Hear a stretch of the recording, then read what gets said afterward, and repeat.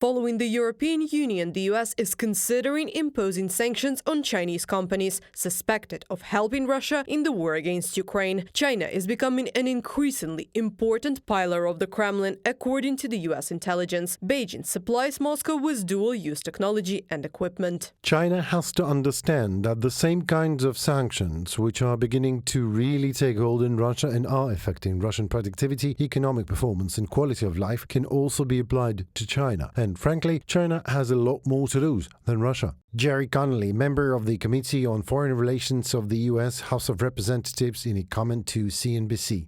EU and United States restrictions could significantly hurt the Chinese economy, says Senator Connolly, but they could also hit the US itself. Trade interdependence between the two countries is too strong. However, according to the politician, this will not stop the Biden administration and sanctions may be imposed very soon. But even the very threat of imposing restrictions may affect Beijing's policy, analysts believe.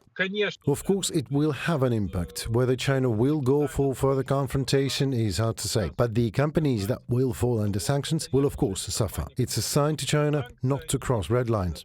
At the same time, China publicly declares non-interference in Russia's war against Ukraine and demonstratively distances itself from Moscow. At the Munich Security Conference during a meeting with Ukrainian Foreign Minister Dmytro Kuleba, Chinese Foreign Minister Wang Yi assured that Beijing was not selling lethal weapons to the Russian Federation. He stressed that China insists on advancing the peace talks. It is characteristic that the Russian war against Ukraine is persistently referred to as a conflict or the Ukrainian issue by the Chinese officials and state mass media. Wang Yi elaborated on China's principled position on the Ukrainian issue, stressing that China adheres to the political resolution of conflicts in hotspots, insists on promoting peace and facilitating negotiations, doesn't add fuel to the fire, doesn't seize opportunities, and doesn't sell lethal weapons to conflict zones or parties of the conflict. From a publication on the website of the Chinese Ministry of Foreign Affairs.